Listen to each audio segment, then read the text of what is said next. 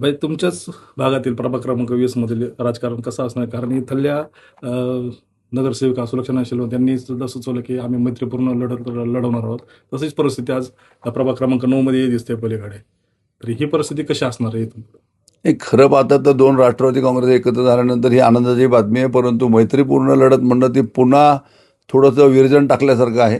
वास्तविक पाहता आता वॉर्ड क्रमांक 9 म्हणलं तर मागच्या वेळेला पण चारही घड्याळ तिथं निवडून आलते. 20मध्ये 3 जण घड्याळावर निवडून आले होते आणि एक फक्त कमळ होता. यामध्ये सुलक्षणाताई धर ह्या स्वतः आमच्या घड्याळच्या चिन्हावर निवडून आलेल्या आहेत. आणि आता दरम्यानच्या काळात ते आदरणीय पवार साहेबांकडे गेले. तुतारीकडनं त्यांनी इलेक्शन लढवली होती, ती पण आमदारकीची.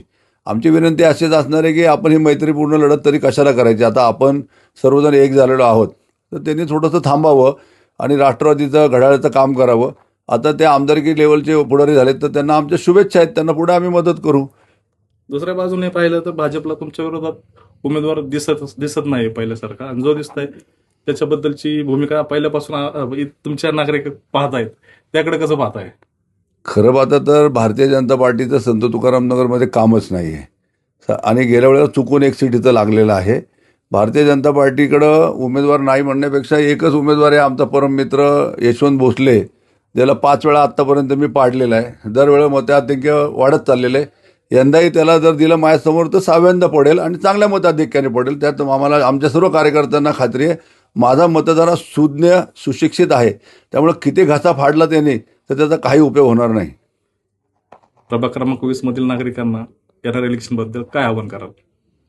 प्रभाग क्रमांक 20 मधल्या नागरिकांना मी चांगला ज्ञात आहे. मी कायम जमिनीवर राहणारा कार्यकर्ता आहे, सतत जनतेच्या संपर्कामध्ये असणारा कार्यकर्ता आहे आणि लोकांचे प्रश्न सोडवणारा मी कार्यकर्ता आहे. माझा स्वभाव नम्र आहे आणि मी लोकांशी नेहमी चांगल्या पद्धतीनेच वागतो.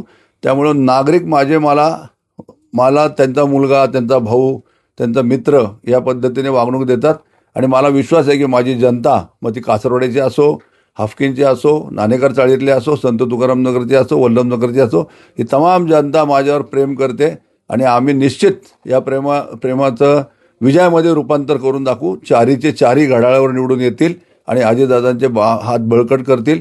मला विश्वास आहे की आज अजितदादांनी ज्या विश्वासाने मला अध्यक्षपद दिले त्याच विश्वासाला पात्र राहून माझी जनता माझ्यासोबत राहील. धन्यवाद.